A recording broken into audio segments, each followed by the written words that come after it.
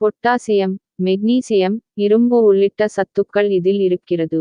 குடை மிளகாயை பயன்படுத்தி வயிறு உப்புசம், வாயு தொல்லை பிரச்சனையை போக்கும் மருந்து தயாரிக்கலாம்.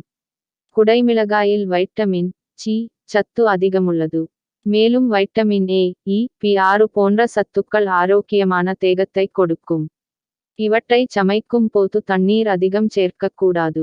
குடைமிளகாயை நாம் நமது உணவில் சேர்த்து சாப்பிட்டு வந்தால் கண் தொடர்பான பிரச்சனைகளை விரைவாக தடுக்கலாம்.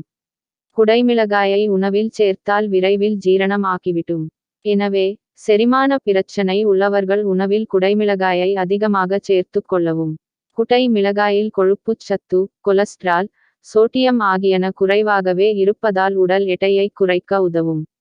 எனவே உடல் எடையை குறைக்க விரும்புபவர்கள் குடை மிளகாயை உணவில் சேர்த்து வர நல்ல பலனளிக்கும்.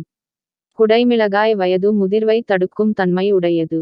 புற ஊதாக்கதிர்களால் தோலில் ஏற்படும் கருமை, சுருக்கம், வறட்சியை போக்கி தோலுக்கு ஆரோக்கியம் தருகிறது. மூட்டு வலிக்கு மருந்தாகிறது. குடைமிளகாயில் நிறைந்துள்ள வைட்டமின் சி சத்து கூந்தலின் ஆரோக்கியத்தை பராமரித்து கூந்தலின் நுனியில் பிளவு ஏற்படுவதை தடுக்கிறது. நீரிழிவு நோயில் இருந்து விடுபட குடைமிளகாய் ஒரு நல்ல மருந்து. அதிலும் சர்க்கரை நோய் இருப்போர் இதனை உணவில் அதிக அளவில் சேர்த்து கொள்ளலாம். இவ்வாறு செய்தால் உடலில் சர்க்கரை அளவு குறையும்.